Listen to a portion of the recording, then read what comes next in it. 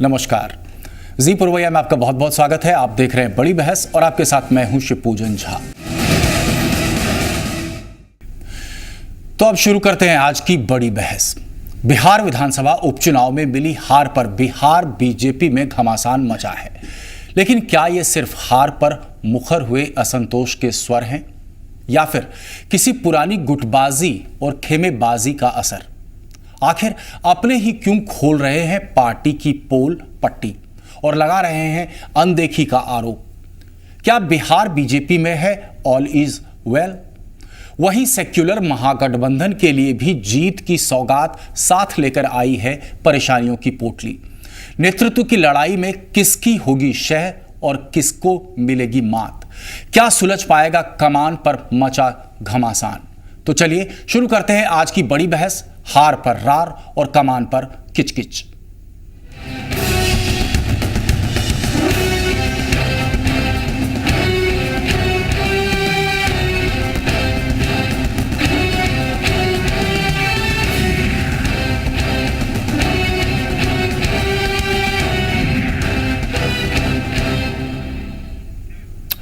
पिछले बार की तुलना में 6 से विधानसभा उपचुनाव में 4 सीटों पर सिमटने के बाद बिहार बीजेपी में घमासान मच गया है। इस हार को मुद्दा बनाकर कोई सुशील मोदी पर सवाल उठा रहा है तो कोई अपनी अनदेखी का आरोप लगा रहा है। हार के बाद अपने तो अपने सहयोगी और विरोधी भी निशाना साध रहे हैं।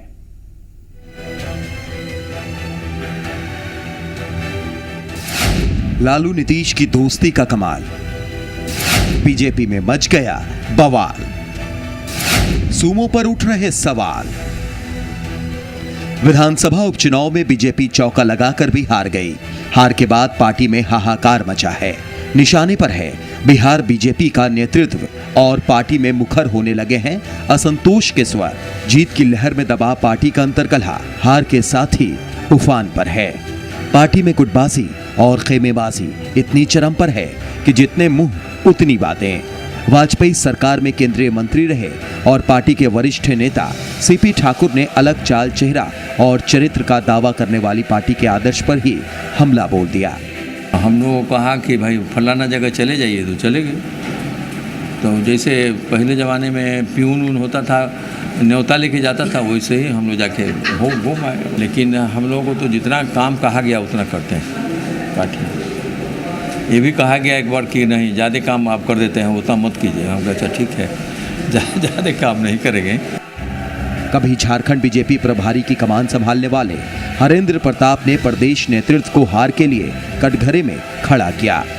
सभी को अपना आकलन करना चाहिए, बीजेपी को भी, कि क्यों हो गया, लोकसभा के बाद विधानसभा में ऐसा क्यों हुआ, ये बीजेपी को आकलन करना पड़ेगा। बिहार के बारे में केंद्र को गंभीरता से विचार करना चाहिए। कुछ ऐसे कारण हैं जिसमें स्टाइल ऑफ फंक्शनिंग है, विचारधारा है, कार्यकर्ता है, कार्य पद्धति है।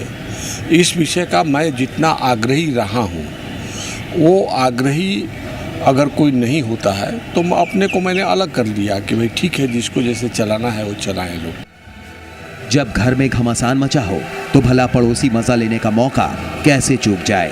हार के बाद सहयोगी भी निशाना साधने में पीछे नहीं रहे। केंद्रीय मंत्री परिषद में बिहार से किसी भूमिहार नेता को शामिल नहीं किया गया। इसका असर लोगों के ऊपर हुआ है। राष्ट्रीय लोक समता पार्टी का प्रतिनिधित्व नहीं होना इन 10 सीटों पर, इस कारण से भी गलत मैसेज लोगों में गया। और भले लोगों ने पहले इस बात का प्रदर्शन नहीं किया, लेकिन चुनाव में इसका असर दिखा। बीजेपी में उपजे बवाल ने विरोधियों को भी हमला बोलने का मौका दे दिया।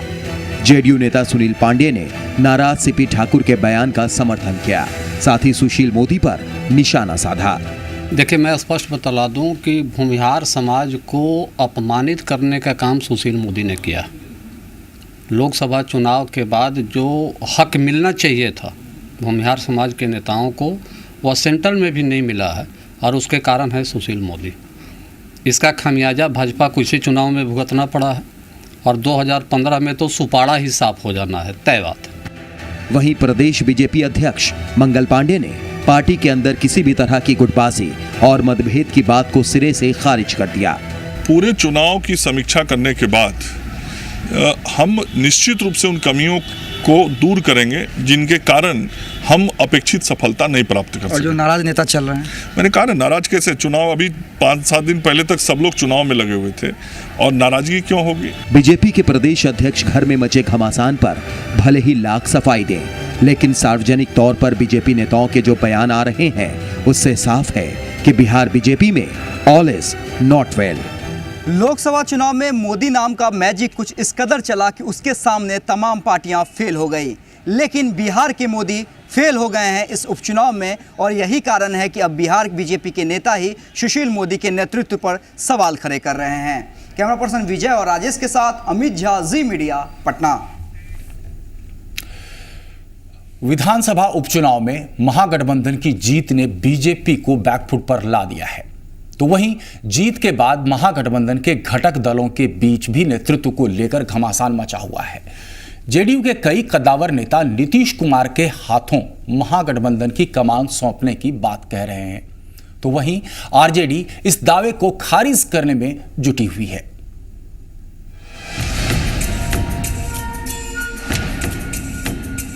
विधानसभा उपचुनाव के परिणाम ने बिहार में महागठबंधन के घटक दलों के अंदर नई जान फूंक दी है, लेकिन ये जीत खुशी के साथ महागठबंधन के लिए परेशानी भी लेकर आई।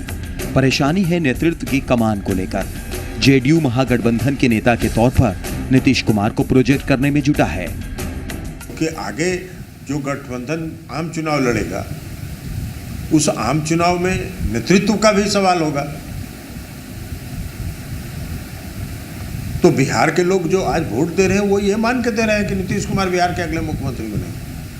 हमारे विधायक दल का फैसला है, हमारी पार्टी का ये फैसला है कि हम अगला चुनाव नीतीश कुमार के नेतृत्व में लड़ेंगे। हमारे साथ कल भारतीय जनता पार्टी थी, तब भी हम बिहार की जनता को विकास के रास्ते लेके चल रहे थे, बिहार के समाज में अमन चैन शांति काम कर रहे थे। और आज अगर हमारे साथ राष्ट्रीय जनता दल है या कांग्रेस है, तब भी हम वही काम कर रहे हैं। तो इसमें न कुर्बानी देने की बात है, न नीतियों से अलग जाने की बात है। जेडीयू भले ही नीतीश को महागठबंधन के नेता के तौर पर प्रोजेक्ट करे, लेकिन आरजेडी इससे जरा भी इत्तेफाक नहीं रखता। उसका कहना है कि उपचुनाव में आरजेडी ने जेडीयू से बेहतर प्रदर्शन किया। ऐसे में आरजेडी किसी के दबाव में कैसे आ सकता है? गठबंधन में जब बात आएगी, अभी कहाँ कोई ABCD पर कोई चर्चा है, मगर जो भी तय होगा वो सर्वसम्मत से तय होगा। आरजेडी जेडीयू में नेतृत्व पर छिड़े विवाद पर बीजेपी चुटकी ले रही है। लालू प्रसाद जी ही अब करता धरता हो गए महागठबंधन के। पहले वो कांग्रेस का टिकट बांटते थे, अब वो जदयू का भी टिकट बांटेंगे। और नीतीश कुमार जी ने तो करीब करीब समर्पण कर दिया है, जदयू का एक टोटल समर्पण हो गया है। और इसलिए अब तो ये पार्टी पूरी तरह लालू यादव की पार्टी बनकर रह गई है, और कोई ये महागठबंधन जैसा कुछ है नहीं। ये गठबंधन नहीं है, एक तरह से ठग बंधन है जो हम कहते रहे हैं। ये पुनः जंगल राज की वापसी है और ये सब मिलकर करने की तैयारी में है। महागठबंधन के गठन के वक्त से ही ये चर्चा चल रही है कि इसका नेता कौन होगा। इस मुद्दे पर जेडीयू और आरजेडी दोनों दलों की तरफ से काफी बयानबाजी भी हुई, लेकिन मसला सुलझ नहीं पाया। विधानसभा उपचुनाव के नतीजे ने महागठबंधन के तमाम दलों के भीतर एक नई जोश फूंक दी है, लेकिन इस गठबंधन का नेता कौन होगा, इस सवाल को लेकर एक बार फिर महागठबंधन के तमाम दलों के बीच डोर उलझ गई है। कैमरा पर्सन राजेश के साथ साकेत कुमार, जी मीडिया, पटना। तो जहां एक तरफ हम देख रहे हैं हार पर रार है, वहीं दूसरी ओर कमान को लेकर हो रहा है किचकिच। आज बड़ी बहस में हमारे साथ स्टूडियो में मौजूद हैं सुमन मलिक साहब, कांग्रेस के प्रवक्ता हैं, डॉक्टर उपेंद्र प्रसाद, जदयू के MLC हैं, सरोज सिंह जी, वरिष्ठ पत्रकार, और अफसर शमसी साहब, बीजेपी के प्रवक्ता। आप सबका बहुत बहुत स्वागत है जी पुरवैया के स्टूडियो में। लेकिन पहला सवाल हम करना चाहेंगे सरोज सिंह जी आपसे। गहन अध्ययन है आपका, काफ़ी सालों से रिपोर्टिंग करते आ रहे हैं, और अभी उपचुनाव के नतीजों के बाद हम देख रहे हैं कि विचित्र सी परिस्थिति उभर रही है। एक तरफ हार पर रार है, दूसरी तरफ हम देख रहे हैं कि जिस आवाज़ को या जो उम्मीदें थी लोगों की उसे दफन करने की कहीं ना कहीं कोशिश हो रही है। कहीं ना कहीं कोई एक स्वर उठता है नीतीश कुमार के नाम को लेकर, तो दूसरी तरफ से उस स्वर को दबाने की कोशिश होती है। ये आप मानते हैं कि नेचुरल है?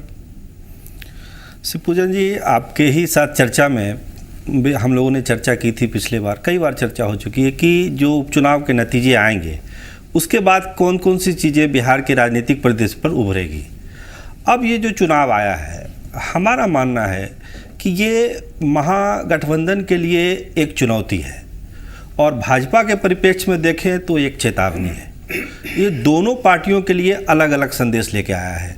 हम लोग पहले भी चर्चा कर रहे थे कि अगर उपचुनाव के नतीजे महागठबंधन के लिए अगर अच्छे हुए तो भी उनके लिए राह बहुत आसान नहीं है।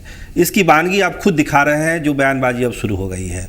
उसी तरह भाजपा के परिप्रेक्ष्य में देखें, हम लोगों ने चर्चा की थी कि अगर भाजपा अपेक्षित परिणाम नहीं ले पाई तो निश्चित तौर पर सुशील मोदी के नेतृत्व को एक बड़ी चुनौती मिलेगी और वो मिलनी शुरू भी हो गई। आज दोनों घटना एक साथ हुई बिहार की राजनीति में और ये बहुत आगे तक जाने वाली है और इसका समाधान कौन किस तरीके से करेगा ये देखना भी बड़ा दिलचस्प होगा कि आखिर जो चुनौतियां हैं महागठबंधन के सामने उसको लेके ये लोग कितनी परिपक्वता दिखाते हैं, खासकर जो बड़े नेता हैं। और भाजपा के सामने जो अब जो आ गई है, जो चेतावनी जनता ने दी है, जिसका हम लोग बार बार जिक्र कर रहे थे, अब उस चेतावनी को भाजपा का नेतृत्व कैसे सुलटाता है ये देखना बड़ा नजरअंदाज तो कम से कम नहीं कर सकती है भाजपा इस मुकाम पर पहुंचकर, जब एब्सोल्यूट मेजॉरिटी है केंद्र में। लेकिन बिहार में तकरीबन ऐसी स्थिति उभरी जहां पर भाजपा दावा कर रही थी कि 10 में से अधिकांश सीटें उनके पाले में जाएंगी। इसके बावजूद हमने नतीजा देख लिया। आपको लगता है महागठबंधन कारगर साबित हुआ? महागठबंधन कारगर आप इस पूरे परिप्रेक्ष्य में देखें, अगर ये जो उपचुनाव हुआ उसके पूरे परिप्रेक्ष्य में देखें, आंकड़ों में देखें, जो लोकतंत्र में आंकड़ा महत्वपूर्ण है, तो स्वाभाविक है कि आंकड़े महागठबंधन के पक्ष में आए हैं, चाहे वो 1 का मार्जिन हो चाहे 2 का मार्जिन है। लेकिन 45% जो ये दावा कर रहे थे वो उनके पक्ष में जाता हुआ नहीं दिखा। कम से कम अगर ऐसा होता तो कहीं ना कहीं 10 के 10 सीटों पर काबिज हो। हाँ, निश्चित तौर पर आप जो 10 सीटों के आंकड़े देखेंगे तो निश्चित तौर पर जो मिला के जो वोट होना, जो 45% की हम बात करते हैं, वो 10 सीट में किसी भी सीट पर वो आंकड़ा उस पर मैच नहीं करता, उससे कम ही वोट आए हैं महागठबंधन को। ये होना ही था। हम लोग चर्चा कर रहे थे कि जो लालू विरोध का वोट है, वो लालू विरोध का वोट निश्चित तौर पर जो उस 45 में शामिल नहीं होगा, जिसको जोड़ा जा रहा है, वो छिटक के दूसरे पाले में जा सकता है। हाँ, वो जा गया, अब वो गया भी। अगर वो नहीं जाता तो निश्चित तौर पर वो 45 का 45 से बार बार क्यों आ रहा हूं सरोज जी आपके पास, क्योंकि मैं चाहता था कि आप इस मुद्दे को फिर से उठाएं। अहम सवाल तब ये कि क्या बीजेपी की नाकामी कहीं ना कहीं ट्रांसलेट की महागठबंधन के पक्ष में, बीजेपी की नाकामी? हाँ, निश्चित तौर पर उसका फायदा मिला है महागठबंधन को। अगर बीजेपी अगर फील गुड में नहीं होती और सही तरीके से चुनाव लड़ती, सही तरीके से मेरा आशा है कि उम्मीदवारों के चयन में अगर होशियारी दिखाई जाती, चुनाव प्रचार जिस तरह से हुआ और गठबंधन को लेकर जो खासकर 1 मिनट गठबंधन को लेकर इन लोगों ने जो अप्रोच दिखाया, खासकर उपेंद्र कुशवाहा की पार्टी को लेकर और रामविलास जी को पार्टी को लेकर, उसका एक गलत संदेश गया बिहार की जनता में और उसका खामियाजा परिणाम के रूप में सामने आया और भाजपा को जैसी उम्मीद थी उस तरह के परिणाम नहीं आए। अगर सही तरीके से होता तो निश्चित तौर पर आज चुनाव परिणाम उल्टा हो सकता है। उपेंद्र जी के पास आता है। उपेंद्र जी, हार पर काफी रार हाय तौबा मची हुई है भाजपा में। हमने दिखाया कैसे एक कद्दावर नेता माने जाते थे सीपी ठाकुर, क्या कहना है उनका कि प्यून जैसी हस्ती रह गई है। उनकी बातों को पूरी तरह से दरकिनार कर दिया गया। हमने देखा कि जब यहां पर नरेंद्र मोदी आए थे, उनकी सभा होनी थी मुजफ्फरपुर में, उस वक्त भी हमने एक दौर देखा था जब 7 कद्दावर नेता उनकी रैली में शामिल तक नहीं हुए थे। यह अंदरूनी कलह कितना व्यापक है भाजपा में और कितना नुकसान पहुंचा रहा है भाजपा को? जदयू की क्या पर्सपेक्टिव है इस पे? देखिए, जहां तक भाजपा के अंदर नेतृत्व का सवाल है तो उसके अंदर नेतृत्व पर पहले ही से ही विवाद चलता रहा है। पहले भी उसमें कई मुख्यमंत्री के दावेदार बने हैं, कई विरोधी दल के नेता के ही सवाल पर प्रश्न उठे और दल के अंदर ही विवाद चला। अपने आप को कई नेता ने वैसा प्रोजेक्ट किया। रही बात हार जीत का कि इस बार भाजपा का प्रदर्शन खराब क्यों हुआ, ये प्रदर्शन का खराब नेतृत्व की वजह से नहीं हुआ, क्योंकि बिहार की जनता पिछली बार जो इन्होंने आम चुनाव में, लोकसभा का आम चुनाव में जो वादा किया था, कम से कम परिणाम ने उसको उजागर तो किया। नहीं, मैं उसी पर आ रहा हूँ। तो जो पिछले आम चुनाव, लोकसभा के आम चुनाव में जो देश की जनता से जो वादा किया था, विशेषकर बिहार की भी जनता से, उन्होंने महंगाई पर रोक लगाने की बात किया था। वो तो 3 महीने का बिहार को विकास पूरा नहीं हुआ है। बिहार को विशेष राज्य का दर्जा देने के सवाल पर उन्होंने वोट मांगा था। इस सारे वादे से मुकर गई। अब बिहार की जनता समझ गई कि हम ठगे गए हैं और ये महसूस की, इसीलिए उसके पक्ष में न जाकर के गठबंधन के पक्ष में। अब एक छोटी सी टिप्पणी मलिक साहब आपकी चाहेंगे। सवाल हमारा वही है जो उपेंद्र जी को हमने किया था, और उसके बाद तब हम भाजपा की तसल्ली से इस पर प्रतिक्रिया लेंगे। मैं उपेंद्र जी की बात को ही आगे बढ़ाता हूं। सबसे बड़ी बात क्या है कि ये जो हार हुई है भाजपा के उम्मीदों की, भाजपा के उम्मीदवारों की, तो यहाँ कोई भी हम कारण को नहीं टटोलना चाह रहे। हार पर रार, इसकी वजह हमें बताइए। हार पर रार इसलिए हो रहा है क्योंकि जो उम्मीदें उन्होंने पाल रखी थी वो पूरा नहीं हुआ, तो जो हताशा है, हताशा ही ये रार का कारण बन रहा है। और ये हार तो होनी ही थी, क्योंकि जिस तरीके से देश की जनता ने उम्मीदें लगा रखी थी भाजपा सरकार से, मोदी सरकार से, वो हर एक जगह अपने को उपेक्षित महसूस कर रही है। पाकिस्तान को सबक सिखाएंगे, महंगाई कम कर देंगे, बिहार को विशेष दर्जे का दर्जा देंगे, तो ये सरासर जो उपेक्षित किया गया है जनता की उम्मीदों को, उसकी हार है। और उस हार से उपजा हुआ ये जो कारण, वही रार का रूप ले रहा है हमारे सामने में। आप और उपेंद्र जी दोनों एक ही बात कह रहे हैं कि कहीं ना कहीं भाजपा का जो डिसएडवांटेज था वो आपके एडवांटेज में गया। खैर, अफसर शमशी जी, आपसे तफसील से हम जो आरोप लगे जदयू की तरफ से और दूसरी ओर कांग्रेस की तरफ से, इस पर हम आपसे टिप्पणी लेंगे। लेकिन फिलहाल हमारी मजबूरी है, हमें लेना होगा एक छोटा सा ब्रेक। ब्रेक के बाद जब हम वापस आते हैं तो अफसर साहब आप अपनी बातों को रख सकते हैं।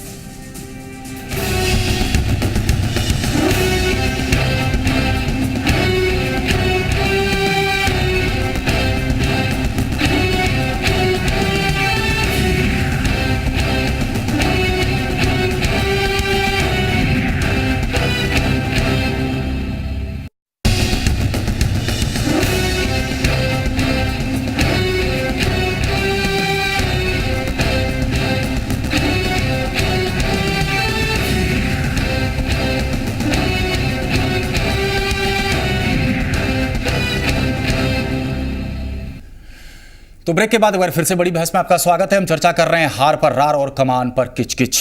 अफसर शमशी साहब, आपने गौर से सुना, क्या आरोप है कांग्रेस का, क्या आरोप है जदयू का? आप अपनी पोजीशन एक्सप्लेन करना चाहेंगे? देखिए, सीधी सी बात है कि गलतफहमी का इलाज है, क्योंकि गलतफहमी दूर हो सकती है लेकिन खुशफहमी दूर नहीं होती है। तो खुशफहमी तो कहीं ना कहीं भाजपा में भी थी। नहीं, भाजपा में खुशफहमी कभी नहीं थी। अभी क्या है कि जो इनका महागठबंधन है, ये लोग खुशफहमी के शिकार हैं। ये जो उपचुनाव है, इस चुनाव को आप जनरल चुनाव से नहीं इक्वेट कर सकते। हम इक्वेट नहीं कर रहे हैं, लेकिन कम से कम ये तो आप मानते हैं कि जो उपचुनाव के ही नतीजे आए, या तो बीजेपी ने उपचुनाव को सीरियसली नहीं लिया, या जो नेतृत्व था यहाँ पर बिहार में वो काबिल नहीं था, या फिर दूसरी बात ये कि बीजेपी शायद तैयार ही नहीं थी उपचुनाव के लिए। देखिए, ऐसा है कि ये कोई नॉकआउट मैच तो है नहीं, बिल्कुल नहीं है कि एक मैच हुए आप बाहर हो गए। 3 मैच की सीरीज़ है, और जब 3 मैच की सीरीज़ होती है उस बीच में वनडे मैच भी होता है और काउंटी मैच भी होता है। तो वनडे मैच की भी गिनती होती है और 5 में। तो पहला 5 डे मैच में तो इनिंग डिफीट से बीजेपी जीत गई, केंद्र में सरकार बनी। अब वनडे मैच के बीच में काउंटी मैच हुआ, जो प्रैक्टिस मैच होता है। तो उसी प्रकार का ये उपचुनाव काउंटी मैच था। अब सवाल ये पैदा होता है, मुस्कुरा रहे हैं, आपको लग रहा है? अब सवाल नहीं, आप जब बोल रहे थे मैं नहीं बोल रहा था, आप मुझे बोलने दीजिए, आप अपनी बात उसके बाद रखिएगा। तो ये जो चुनाव हुए, ये अलग परिस्थिति के चुनाव थे, ये लोकल चुनाव थे। इसमें लोकल इश्यूज जो है वो बहुत काउंट करते हैं। अब देखें कि 2009 में चुनाव हुआ था, तो 2009 के चुनाव में 18 सीट पर हुआ था और मुझे लगता है 13 सीट पर आरजेडी जीत गई थी। और फिर 10 में चुनाव हुआ तो एनडीए भारी बहुमत से जीता। इसलिए इस चुनाव में मैंने कहा कि किसी खुशफहमी में पलने की ज़रूरत नहीं है, गलतफहमी का इलाज है, खुशफहमी का इलाज नहीं है। और ये जो इनका महागठबंधन है, ये महागठबंधन नहीं है। चलिए, आपने चर्चा को मोड़ा अफसर साहब, लेकिन हमने अहम सवाल ये आपसे पूछना चाहा। सीपी ठाकुर के बयान को हमने आपको दिखाया, आपकी पार्टी के ही हरेंद्र प्रताप सिंह जी भी हैं, उनके बयान को भी दिखाया। इनके बयानों को किस तरीके से आप देख रहे हैं, उसका तात्पर्य क्या निकाला जाए? देखिए, सीधी बात है कि जो एक्सपेक्टेशन थे बीजेपी के, उस एक्सपेक्टेशन के अनुरूप हमारे सामने रिजल्ट नहीं आए। अब हम उसका चिंतन कर रहे हैं। उसी की वजह तो बता रहे हैं कहीं ना कहीं सीपी ठाकुर साहब, कहीं ना कहीं उपेंद्र कुशवाहा जी, उसी की वजह बता रहे हैं हरेंद्र प्रताप सिंह जी। क्या आप जो वजह बता रहे हैं उसको आप दरकिनार कर देंगे, उसे ठंडे बस्ते में डाल देंगे, उसे भुला देंगे, या फिर उस पर भी मंथन होगा, उस पर भी विचार होगा? साफ तौर पे कहा जाए तो उंगलियां उठ रही हैं आपके यहाँ पर जो नेतृत्व है, मौजूदा नेतृत्व पर। देखिए, मैं ऐसा नहीं मानता हूँ। मैंने कहा कि जो बीजेपी के एक्सपेक्टेशन थे, उस एक्सपेक्टेशन के अनुरूप जो हमारी अपेक्षाएं थी, उस हिसाब से हमारा रिजल्ट नहीं आया। हम एनालिसिस कर रहे हैं, हम समीक्षा कर रहे हैं, और लगातार आज तो 1 दिन 2 दिन हुआ है रिजल्ट आए हुए, और हमारे यहाँ समीक्षा का दौर, एनालिसिस का दौर कि आखिर वजूहात क्या हुए, क्या कमियां रहीं, किन बातों की वजह से जहां हमें ज़्यादा वोट आए थे पार्लियामेंट में, या जहां हमें पार्लियामेंट में कम वोट आए थे वहां हमें ज़्यादा वोट बढ़ गए। उस विधानसभा क्षेत्र में जैसी सीट भी आप हार गए हैं, तो अंदरूनी कलह कहीं ना कहीं उसके पीछे जिम्मेदार है, और इशारे में नेता इसकी ओर इशारा कर रहे हैं, लेकिन आप तैयार नहीं है कि आप उस इशारे को समझें। सारे लीडर हमारे लगे हुए थे चुनाव में। हमारे यहाँ नेतृत्व का कोई संकट ही नहीं है, गैलेक्सी ऑफ लीडर्स हैं, और सारे लीडर मिलकर चुनाव अभियान में लगे हुए थे। उपेंद्र जी, यही तो विडंबना नहीं है भाजपा की? उपेंद्र जी, आपकी क्या सोच है? आप तो देखिए, गैलेक्सी ऑफ लीडर्स हैं। आए दिन समाचार पत्रों में आप देखने को मिल रहा होगा कि अपने आप को कई लोग मुख्यमंत्री के रूप में अपने को पेश किए हैं। इनके प्रेम कुमार अलग कहते हैं कि वो मुख्यमंत्री के रूप में, जब विरोधी दल का नेता का चयन हुआ था इनके यहाँ, तो उन्होंने भी दावेदारी किया था और कहा था कि नहीं, अति पिछड़ों के साथ अन्याय हुआ है। तो सवाल है कि भाई इनके नेता को खुद ये सारी चीज़ें आ रही हैं, और फिर यह पूछना जानना। केंद्र के मोदी तो सक्सेसफुल हो गए, बिहार के मोदी क्यों सक्सेसफुल नहीं हो पाए? दारोमदार पूरे चुनाव का लगभग उन्हीं के माथे पर था। अफसर साहब देखिए, हमारे यहाँ पार्लियामेंट्री बोर्ड तय करती है। ये कोई वन मैन शो की पार्टी नहीं है, ये आरजेडी नहीं है कि लालू जी उसके नेता हैं, ये जेडीयू नहीं है कि नीतीश कुमार जी उसके नेता हैं, ये कांग्रेस पार्टी नहीं है कि उसके एक व्यक्ति नेता हैं। हमारे यहाँ जो है वो परिवार का कंसेप्ट है, गैलेक्सी ऑफ लीडर्स हैं, और पार्लियामेंट्री बोर्ड हमारा लीडर तय करता है कि किसके नेतृत्व में चुनाव होगा। लेकिन क्या वही सेंट्रल लीडरशिप आपका जो है, या पार्लियामेंट्री बोर्ड जो है, वही पार्लियामेंट्री बोर्ड ये भी निर्धारित कर रहा है कि कल कोई यूनियन मिनिस्टर था, उसको आज इस कदर दरकिनार कर फेंक दो? मैं सीपी ठाकुर की ओर इशारा कर रहा हूँ। कोई जाति विशेष का भी बार बार जिक्र हो रहा है, उपेंद्र जी का कहना है, सीपी ठाकुर भी कुछ इशारे में कह रहे हैं, और जदयू के सुनील पांडे वो भी इशारे में कह रहे हैं, किसी जाति विशेष की उपेक्षा भी कहीं ना कहीं शायद उसी का परिणाम है ये जो उपचुनाव के नतीजे आए हैं। मैं बिल्कुल नहीं मानता हूं। सारे लीडर और हमारे गठबंधन के लोग भी पूरी एनडीए, पूरी मुस्तैदी के साथ पूरे चुनाव में लगे थे। अब है कि सबके हिसाब से लोगों को कार्यक्रम में भेजा जाता है। ऐसा नहीं है कि साहब किसी विशेष जाति के लोग ही किसी कार्यक्रम में जाएंगे। पूरी पार्टी तय करती है, चुनाव प्रबंधन समिति हमारे यहाँ है, चुनाव अभियान समिति है, कार्यक्रम लगते हैं, और पूरी एनडीए यानी जो हमारे घटक दल थे वो पूरी मुस्तैदी से चुनाव में लगे हुए थे। मैंने कहा कि हमारा जो एक्सपेक्टेशन था, उस एक्सपेक्टेशन के आधार पर हमारे रिजल्ट नहीं आए। हम उसका एनालिसिस कर रहे हैं, हम उसकी समीक्षा कर रहे हैं, और हम इस बात की कोशिश करेंगे। हम ये भी मानते हैं कि उपचुनाव को जनरल चुनाव से नहीं देख सकते। ये कोई ऐसा चुनाव नहीं है जिसमें सरकारों को बदलना है, ये ऐसा चुनाव नहीं है कि उससे सत्ता का परिवर्तन होना है। लेकिन अफसर साहब, आपके विरोधी जो हैं, विरोधी खेमा काफ़ी बड़ा हो गया है, कुनबा काफ़ी बड़ा हो गया है, महागठबंधन कहा जा रहा है, वो तो जश्न मना रहा है, पीठ थपथपा रहा है कि भाजपा को रोक दिया, भाजपा को रोक दिया। आप मानते हैं भाजपा को रोक दिया वाकई उन्होंने? देखिए, भाजपा को रोक दिया ये कैसे है? आज नीतीश कुमार जी जब एनडीए में थे तो बड़े भाई थे, और अब ये जब आरजेडी के साथ मिल गए हैं तो नीतीश जी छोटे भाई हो गए हैं। तो पहली बात तो ये है कि पूरी तरह से समर्पण कर दिया है, और उस तरफ समर्पण कर दिया है जिसके खिलाफ पूरी लड़ाई 15 सालों तक जंगल राज की चली। तो कभी उनके पांव पे बैठते हैं, कभी गोदी में बैठते हैं, कभी कंधे में बैठते हैं। तो ये स्थिति हाथ से हास्पद हो गई है। आज जनता दल यूनाइटेड की स्थिति हाथ से हास्पद हो गई है, और आप ये समझ लें कि एक बार फिर जिस तरह से जेडीयू ने अपने आप को आरजेडी के हवाले कर दिया है, वो दिन दूर नहीं है कि जो 15 साल ये पूरी लड़ाई लड़ी गई थी जंगल राज के खिलाफ, उस लड़ाई का दूसरा फेज भी आज ये दोनों के गठबंधन होने से फिर आने वाले दिन की शुरुआत है और जनता इसको समझ रही है। समझना चाहेंगे यहाँ पर विस्तार से, खास तौर से हार पर रार और जिस तरीके से तमाम नेता सामने आ रहे हैं, मुखर हो रहे हैं, उनकी आवाज़ को शायद सुनने वाला कोई नहीं। हमने पहले भी देखा था किस तरीके से लोकसभा चुनाव के दौरान नरेंद्र मोदी आए और सभा करना चाहते थे मुजफ्फरपुर में। तकरीबन 7 कद्दावर नेता वो नरेंद्र मोदी से अलग वक्त लेते हैं और कहते हैं एयरपोर्ट के पास ही मुलाकात हो जाए तो बेहतर है। तब भी एक सुर उभरा था सुमो के खिलाफ। सुशील मोदी बिहार भाजपा के कभी भी सर्वसम्मत नेता नहीं रहे हैं। आपको याद होगा कि जब पहली बार सरकार बनी बिहार में, उस समय भी जब गठबंधन की बात आई थी, सरकार में शामिल होने की बात आई थी, तो सुशील मोदी को लेकर विरोध था और इसका फैसला दिल्ली की पंचायत में हुआ, बजाते वोट दे के हुआ। उस वोट पे प्रक्रिया में कितनी धांधली हुई उसका जिक्र यहाँ जरूरी नहीं है। मैं भाजपा के प्रवक्ता जैसा अभी बता रहे थे कि ये एक प्रैक्टिस मैच इन्होंने खेला और खुद बता रहे हैं कि इस प्रैक्टिस मैच को इन्होंने कितनी तैयारी से खेला। सारे एनडीए के नेता आ गए, नरेंद्र मोदी और अमित शाह छोड़ के सारे नेताओं को झोंक दिया गया, सारे संसाधन को झोंक दिया गया, केवल इस चीज़ के लिए कि सुशील मोदी के नेतृत्व में एक बड़ी जीत हम लोग हासिल करके आए और आगे आने वाले दिनों में सुशील मोदी ही यहाँ की कमान संभालें। एक सिंगल मैसेज था। समझना चाहूँगा आपसे यहीं पर, अगर मान लीजिए नतीजे ठीक उलट होते, यानी भाजपा 6 या 6 से ज़्यादा सीटों पर काबिज होती, तो आपको लगता है कि इससे सुमो का कद काफ़ी बढ़ गया होता? कद तो बढ़ता ही। जो आज विरोध के स्वर हैं वो निश्चित तौर पर वो विरोध के स्वर मुखर नहीं हो पाते। मैं बार बार कह रहा हूँ कि सुशील मोदी को लेके कभी एक सहमति नहीं बनी है। बहुत शायद यही चीज़ हुआ विपक्षी के खेमे में, यानी कि महागठबंधन में। जो हम देख रहे थे कि बगावत के सुर थे वो कहीं ना कहीं थोड़ा सा धीमा पड़े। मलिक साहब, आपकी एक छोटी सी प्रतिक्रिया हमें चाहिए इस पर।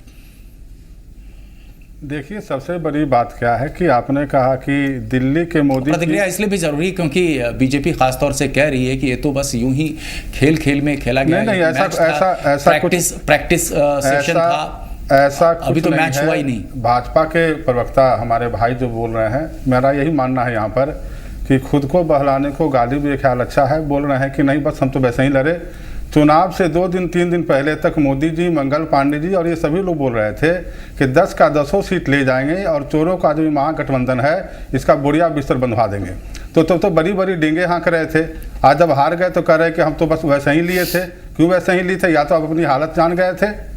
और जहाँ तक हमारी बात है, कांग्रेस का मानना है कि दोनों स्तर पर मोदी हार चुके हैं। दिल्ली वाले भी मोदी हार गए और बिहार वाले भी मोदी हार गए। 10 लोकसभा चुनाव के बाद दिल्ली के बगल में 3 आखिर सवाल ये उठता है मलिक साहब, तो जीता कौन उपचुनाव में? क्या जनता जीती या फिर जीत महागठबंधन की हुई? हम इस चर्चा को जारी रखेंगे लेकिन एक छोटे से ब्रेक के बाद।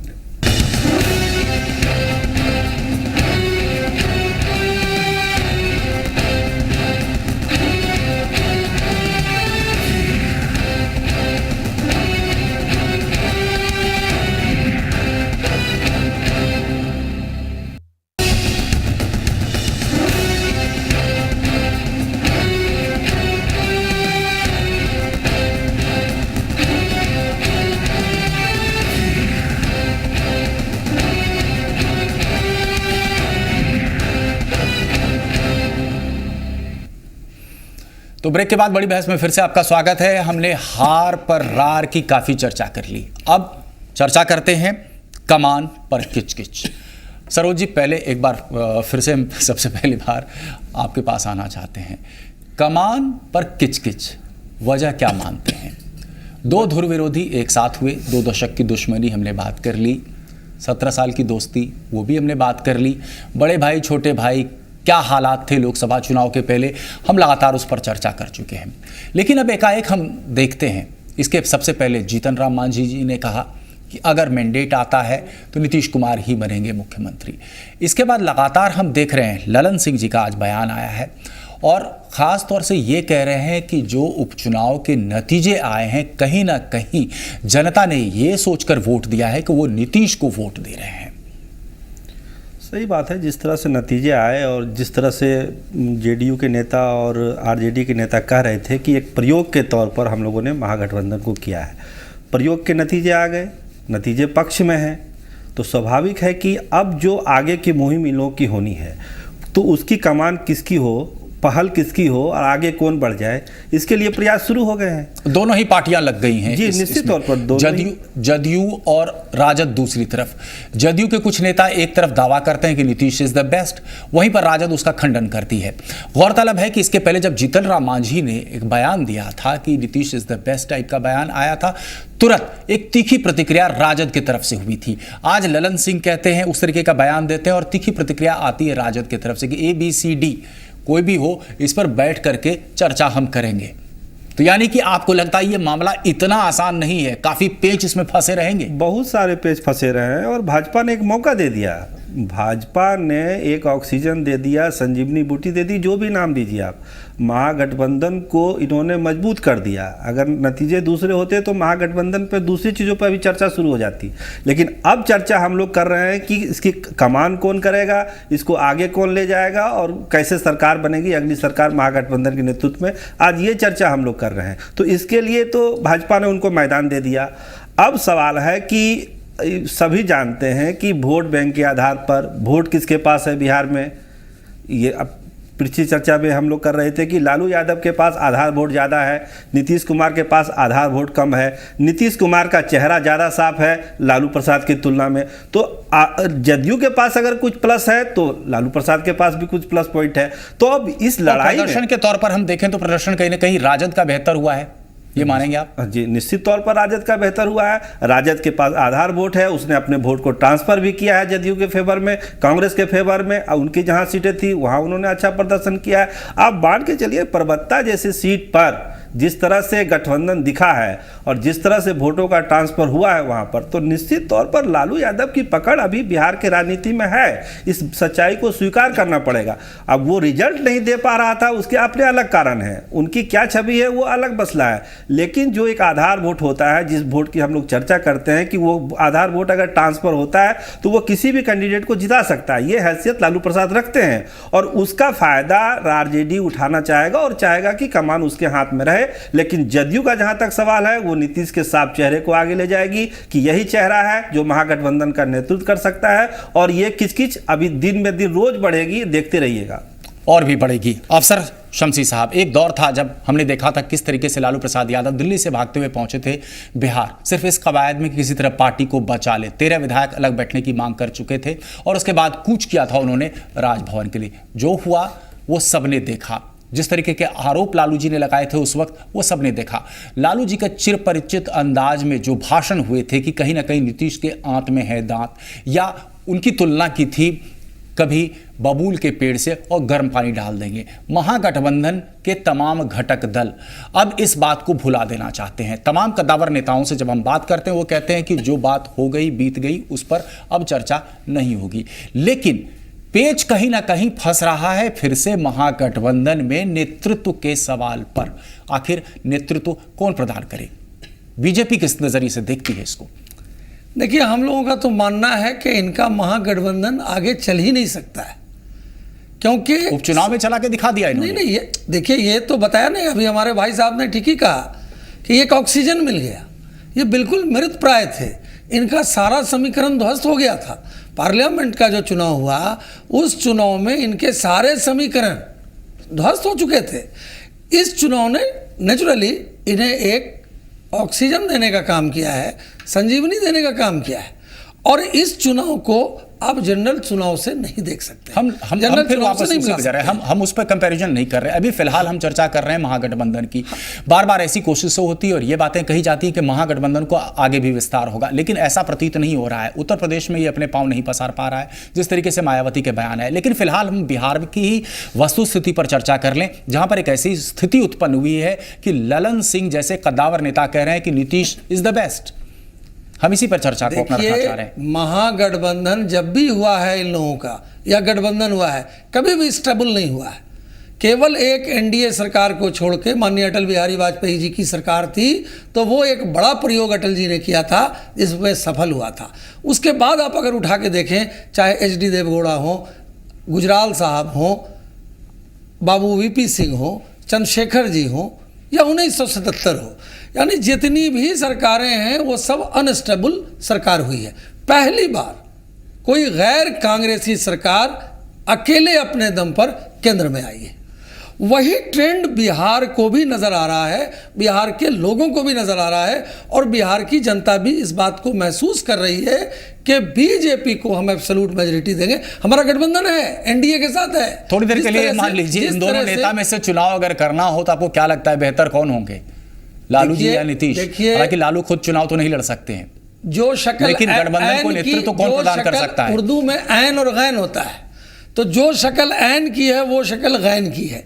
ऐन और गैन जो है उसमें एक सुनने का फर्क होता है। उपेंद्र साहब, आपकी टिप्पणी चाहिए। ऐन और गैन में सुनने का सिर्फ फर्क होता है। देखिए, सवाल ये उठता है कि हमारे गठबंधन में किसी ढंग का कोई विवाद नहीं है, नेतृत्व के सवाल पर भी नहीं है। विवाद तो शुरू हो गया, ललन सिंह जैसे आदमी साफ तौर से विवाद के घेरे में लाकर खड़ा कर रहे हैं। ललन सिंह ने ये नहीं कहा कि लालू यादव नेता नहीं है, ये नहीं है। नहीं, सवाल है इस बात को कहने की जरूरत क्या है कि लालू यादव नेता नहीं है? संदर्भ को समझने का प्रयास कीजिए। संदर्भ है कि आज माननीय जीतन राम मांझी बिहार के मुख्यमंत्री हैं। संदर्भ जो मैं समझ पा रहा हूँ, उपेंद्र जी आप अपनी बात पूरी रखेंगे, हम और आप बात करते रहेंगे। संदर्भ जो मैं समझ पा रहा हूँ कि महागठबंधन चुनाव में उतरा, सीटों का बंटवारा हुआ, 4 सीट पे आप लड़े, 4 सीट पे राजद लड़ी, 2 सीट पर कांग्रेस लड़ी। ठीक ठाक नतीजे आपके पक्ष में आ गए। आपने पहले गणित लगाया था कि 2 जोड़ 2 4 होगा, 45% का वोट शेयर जो है वो आपके पक्ष में जाएगा। तब 10 सीटें आपको आनी चाहिए थी, 10 सीटें नहीं आई, लेकिन फिर भी 6 सीटें जब आई हैं उपेंद्र जी, तो कम से कम इतना तो है कि आपके कार्यकर्ताओं में नई उम्मीद जगी है। पहले नेता एक हुए थे, कार्यकर्ता एक नहीं हो पाए थे, शायद अब आपको एक मौका मिला है। लेकिन उसके बाद एक ऐसा बयान आता है ललन सिंह जी का, या तमाम हम देखते हैं अलग अलग तरीके से बयान आ रहा है। उपचुनाव के नतीजों के पहले ही जीतन राम मांझी जी का बयान आया था, तुरंत जो है राजद की प्रतिक्रिया आती है, तीखी प्रतिक्रिया आती है। तो इस मामले को आपको नहीं लगता जल्द से जल्द सुलटा लेना वो हितकर होगा महागठबंधन के लिए? नहीं, वो ठीक है, आपका भी कहना ठीक है, लेकिन मैं स्पष्ट कर दूं कि यह अभी प्रयोग के तौर पर आया है, और निश्चित रूप से ऊपर के नेता लोग ये गठबंधन को प्रयोग के तौर पर लाए हैं। अब सांगठनिक रूप हम नीचे स्तर तक नहीं इसको दे पाए थे, उपचुनाव तक आया है, इसका नतीजा अच्छा हुआ है, परिणाम सकारात्मक निकला है। अब भी 1 साल का समय, 1 साल से 1.5 साल का समय, भी समय बहुत ज़्यादा है, इसको हमको नीचे तक ले जाना है। रही बात नेतृत्व का, रही बात नहीं, पहले सुन लीजिए, हमारी बात को सुन लीजिए। रही नेतृत्व का सवाल, तो भाई आज माननीय जीतन राम मांझी जी के बिहार सूबे के मुख्यमंत्री हैं, लेकिन जो आदरणीय नीतीश कुमार जी के शासनकाल में जो न्याय के साथ विकास जो प्रारंभ हुआ है, इस गाड़ी को आगे चलाया जा रहा है। हमारा कल के दिनों में गठबंधन था भारतीय जनता पार्टी के साथ, लेकिन क्या भारतीय जनता पार्टी के उसके साथ थे? भारतीय जनता पार्टी के साथ जो गठबंधन था, हम अपनी नीतियों के साथ समझौता किया था? हमने नहीं किया था। तो आपने नीतियों के साथ समझौता किया नहीं, हमने नीतियों के साथ कभी समझौता नहीं किया। फिर क्या? हमने मुस्लिम यूनिवर्सिटी का एक्सटेंशन भी दिया, हमने नीतियों के साथ बिहार में मदरसा को सरकारीकरण किया, उर्दू शिक्षकों की बहाली किया। हमारा सैद्धांतिक मतभेद रहते हुए भी मैं अपनी नीतियों के हिसाब से सरकार को चलाया है, इसलिए इसमें कोई नई बातें नहीं है। आज गठबंधन की जीत हुई है और नेता हैं हमारे आदरणीय शरद जी नेता हैं, आदरणीय नीतीश जी नेता हैं, आदरणीय लालू जी भी गठबंधन के नेता हैं, सोनिया जी भी गठबंधन के नेता हैं। ये सभी मिल करके नेतृत्व का कोई विवाद नहीं होगा, चूँकि बिहार की जनता पहली बार बिहार में विकास को महसूस किया है। स्वाभाविक तौर पर नीतीश कुमार के प्रति सरोज सिंह साहब, हमने कहावत सुनी थी जब थर्ड फ्रंट की फिर से कवायद हुई थी इस चुनाव के पहले कि प्राइम मिनिस्टर्स क्लब हो गया है थर्ड फ्रंट। बहुत सारे दावेदार हुआ करते हैं प्राइम मिनिस्टर के पोजीशन को लेकर के। 2015 का चुनाव हालांकि काफ़ी दूर है अभी, लेकिन आपको नहीं लग रहा है ये एक सीएम्स क्लब बनता जा रहा है बिहार में भी? बिल्कुल सही कहा कि एक सीएम क्लब बन रहा है। इसका कारण भी सामने है। इसका कारण सबसे बड़ा है कि अब दोनों गठबंधन बने हैं बिहार में, एनडीए गठबंधन है, इधर महागठबंधन है, अलग अलग पार्टियां हैं, अलग अलग पार्टियों के अलग अलग नेता हैं। अभी जैसे उपेंद्र भाई कह रहे थे कि भाई नीतीश जी हमारे नेता हैं तो स्वाभाविक है उनके प्रति ज़्यादा हमारा झुकाव है। आरजेडी वाले कहेंगे कि लालू जी हमारे नेता हैं तो हमारा झुकाव है। बीजेपी के प्रोस्पेक्ट से देखिए तो वो कहेंगे कि भाई मोदी जी हमारे हैं। अभी कुशवाहा जी का सम्मेलन हुआ था तो वहाँ भावी मुख्यमंत्री कौन हो, उपेंद्र कुशवाहा जैसा हो के नारे लग रहे थे कृष्ण मेमोरियल हॉल में, और रामविलास जी के यहाँ भी यही कहानी है। तो स्वाभाविक है हर पार्टियां अपने अपने नेताओं को प्रोजेक्ट करती हैं। लेकिन अगर महागठबंधन पर ही अगर हम थोड़ा सा गौर करें अभी पर, आपको क्या लगता है एक ऐसी स्थिति उभरी थी जब जदयू तकरीबन ऐसी स्थिति में आ गई थी कि सरकार बचाना मुश्किल था। हमने देखा किस तरीके से राज्यसभा के चुनाव में भी एक तरीके से बेल आउट किया लालू प्रसाद यादव ने या राजद ने। उपचुनाव के जो नतीजे आए हैं उसमें भी ऐसा प्रतीत हो रहा है कहीं ना कहीं कि लालू जी का जो वोट प्रतिशत था, वोट बैंक था, वो कहीं ना कहीं अभी भी इंटैक्ट है और शायद उसी का फायदा जदयू को पहुंचा। तो आखिर क्यों लालू प्रसाद यादव या राजद का कोई भी कद्दावर नेता अपने हाथ से नेतृत्व जदयू की तरफ जाने देगा? नहीं जाने देगा। किचकिच की तो यही तो वजह है। किचकिच की तो यही वजह है कि हमारा वोट और आप कैसे राज कर सकते हैं। वोट अगर आरजेडी के पास है तो स्वाभाविक है कि नेता भी उसका होना चाहिए, नेता भी उसका होना चाहिए और इसी में पेच फंसा रहेगा। चलिए एक छोटा सा ब्रेक लेना हमारी मजबूरी। ब्रेक के बाद जब हम वापस आते हैं तो उपेंद्र जी आपके पास आएंगे, हम भाजपा की प्रतिक्रिया लेंगे और कांग्रेस की भी इस पर प्रतिक्रिया लेंगे।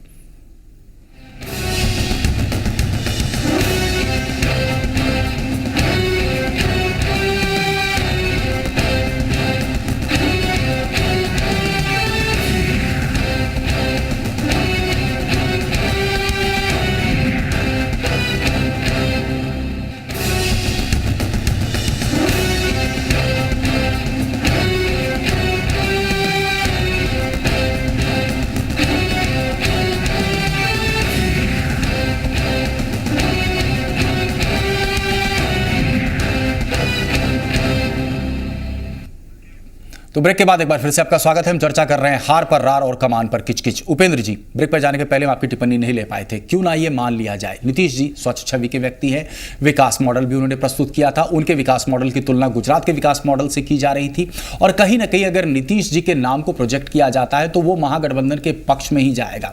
लालू जी खुद तो चुनाव मैदान में नहीं उतर सकते, एक नेतृत्व दे सकते हैं जरूर, लेकिन मुख्यमंत्री के पोजीशन पे तो नीतीश जी बेहतर है, मानते हैं आप? निश्चित रूप से बेहतर है और बिहार की जनता मानती है, सारे लोग मानते हैं। क्योंकि बिहार ने पहली बार विकास को महसूस किया, वह नीतीश कुमार के नेतृत्व में महसूस किया। रही बात आप लोग जनाधार की बात कर रहे हैं, तो जनाधार गांधी का है, लोहिया का है, कर्पूरी का है, अंबेडकर का है, इनका जनाधार, ये लोग उत्तराधिकारी हैं। जो जनाधार का बिखराव था, ये जनाधार एकजुट हुआ है, जिसका रिजल्ट सकारात्मक है, वो आने वाले दिनों में भी होगा। और लालू प्रसाद, आदरणीय लालू प्रसाद, आदरणीय नीतीश कुमार, आदरणीय शरद जी, आदरणीय सोनिया जी में कोई ये नहीं है। नेतृत्व का जब सवाल उठेगा तो कोई विवाद नहीं है, नेतृत्व को लेकर कल्पना नहीं उठेगा, लेकिन मुख्यमंत्री के रूप में नीतीश जी सबसे बेहतर है। निश्चित रूप से बेहतर है, पूरी बिहार की जनता, देश की जनता। कांग्रेस भी निश्चित रूप में कहीं ना कहीं चाहिए, हालांकि कांग्रेस ऐसी स्थिति में पहुंच गई है जब कांग्रेस को अपना वजूद कायम रखने के लिए पूरे काऊ बेल्ट में राजद या जदयू जैसी पार्टियों का सहारा लेना पड़ता है। आपको बैसाखी की जरूरत आ पड़ी है आज। आपको नहीं लगता है कि नीतीश के नाम पर महागठबंधन ज्यादा बेहतर कर सकता है? सबसे पहले तो मैं आपकी बात से सहमत नहीं हूं कि कांग्रेस को बैसाखी की आवश्यकता है। कांग्रेस पूरे दम के साथ 90 के दशक के जनता के सामने है, तमाम सीटों पर कांग्रेस होते थे। और जहां तक जो सो कमान की बात है, तो राजद, जदयू और कांग्रेस समान विचारधाराओं वाली नीतियों की पार्टी है और हमारे यहाँ किसी तरह का कोई फ्रिक्शन नहीं है। ये जो विवाद पैदा हो रहा है, ये भाजपा देखिए दो दशक के झगड़े को अलग हटाने के 2 दिनों में नहीं भुला सकते। नहीं 2 दशक के झगड़े को 2 दिनों में नहीं भुलाया जा सकता। नहीं, हमारे यहाँ कोई झगड़ा नहीं है, हमारे यहाँ किसी तरह का कोई रार नहीं है। वैसे कल भी हमारे प्रदेश अध्यक्ष डॉक्टर अशोक चौधरी जी ने कहा है कि अगर सीएम प्रोजेक्ट करके चुनाव लड़ने की बात हुई तो नीतीश जी को हम आगे रख के लड़ सकते हैं, और ज्यादा अगर बात बढ़ेगी तो फिर हमारे नेता है, राष्ट्रीय नेतृत्व है, हम लोग आपस में बैठ के बातचीत कर लेंगे, लेकिन हमारे किसी तरह कोई बयान दिया था। अब हम आपसे एक टिप्पणी चाहते हैं, अफसर शमसी साहब। देखिए, एक घटक दल है कांग्रेस का भी ये मानना है कि निश्चित रूप में अगर उन्हें जाना है चुनाव में तो नीतीश जी का नाम कारगर साबित हो सकता है, उनके पक्ष में जा सकता है, महागठबंधन के पक्ष में। कहीं ना कहीं ऐतराज है राजद को, यह कितना फायदा पहुंचा सकता है भाजपा को? देखिए, जब नीतीश कुमार जी ज्यों ही आरजेडी के गोद में गए तो इसका मतलब है कि इन्होंने दबंग 2 और जंगल राज 2 की शुरुआत पे मोहर लगाई, और ये आवाम जो पूरे जंगल राज और आतंक राज के खिलाफ लड़ाई लड़ रही थी और 15 सालों के बाद उसको मुक्ति मिली थी, जंगल राज आप कह रहे हैं, नीतीश जी का बयान कुछ और था। उन्होंने कहा कि उन्होंने कभी भी जंगल राज नहीं भाई, कहा था। आतंक राज और उन्होंने जंगल राज में आतंक क्या राज फर्क कहा था। आतंक राज और जंगल राज में क्या फर्क है? आतंक राज क्या उपेंद्र जी थोड़ा सा टिप्पणी ले लो छोटा सा, फिर आप अपनी बात। उपेंद्र जी कुछ फर्क आपको लगता है क्या जंगल राज और आतंक राज में कुछ फर्क है? अब इनको तो फर्क ही नहीं बुझा रहा है, तो क्या रात और दिन में इनको कोई अंतर नहीं आ रही है, तो मैं क्या आप मानते हैं कि जंगल राज जो है वो ज्यादा भयानक है और आतंक राज जो है वो शायद ठीक ठाक लोग रह सकते हैं आतंक राज? और वैसी बातें नहीं है। मैं तो साफ पहले भी कहा कि जब हम भाजपा के गठबंधन में थे तो क्या मैंने साम्प्रदायिकता के सामने समर्पन कर दिया था? हमने नीतियों के साथ कभी समझौता नहीं किया। मैं अपने अनुसार सरकार को चलाया, आज भी उसी ढंग से हम सहयोग लेंगे। राज पे थोड़ा सा समझाएं। मैं कह रहा हूँ आज भी उसी ढंग से आने वाले दिनों में भी हम विकास के साथ समझौता नहीं करेंगे। जंगल राज और आतंक राज में अंतर क्या है? नीतीश जी का बयान था। नहीं, निश्चित रूप से आतंक राज और जंगल राज में, जंगल राज का मतलब एनार्की है, हम उसको नहीं जाएंगे। आतंक राज क्या है? आतंक राज निश्चित रूप से भयभीत करने वाला है, लेकिन एनार्की हम नहीं कर सकते हैं। तो ये आतंक राज किसको इशारा किया जा रहा था? किसकी तरफ इशारा था नीतीश जी का? अब वो तात्कालिक वो समय था, परिस्थितियां थी, आज बदली हुई परिस्थितियां हैं, वैसी बातें नहीं है। कभी वाल्मीकि कुछ हुआ करते थे, वाल्मीकि कभी रामायण की भी रचना किए हैं। आप समय और परिस्थिति के अनुसार रत्नाकर किसको कहना चाह रहे हैं? नहीं, मैं उस ज्यादा विवाद में नहीं जाना चाहता। मैं कह रहा हूं आज के परिस्थिति में आप चर्चा कीजिए। कल क्या थी? कल तो हम बीजेपी के समर्थन में थे, तो क्या आज हम बीजेपी के समर्थन में हैं? आज हम नहीं हैं। क्या इसे अवसरवादिता की राजनीति कहा जाएगा? नहीं, बिल्कुल नहीं, बिल्कुल नहीं, बिल्कुल नहीं कहा हम पहले राज्य हित को देखते हैं। अवसरवादिता की राजनीति हम पहले राज्य हित और समाज हित को देखते हैं। आतंक राज में काफी ज्यादा फर्क है, ये बता रहे हैं। भयभीत करने वाला होता है आतंक राज। अब भयभीत करने वाला राज अगर उपेंद्र जी को पसंद है तो इसमें तो बिहार की जनता इसको तय करना है कि भाई भयभीत करने वाले राज का ये समर्थन कर रहे हैं। तो चलिए, सुमन मलिक साहब, उपेंद्र प्रसाद जी, सरोज सिंह जी, अफसर शमसी साहब, मैं साफ साफ कह रहा हूँ बहुत बहुत धन्यवाद। हमारी सरकार बड़ी बहस में बस इतना ही, लेकिन हम अपने दर्शकों से आग्रह करेंगे ताज़ा खबरों के लिए बने रहिए जी पुरवैया के साथ।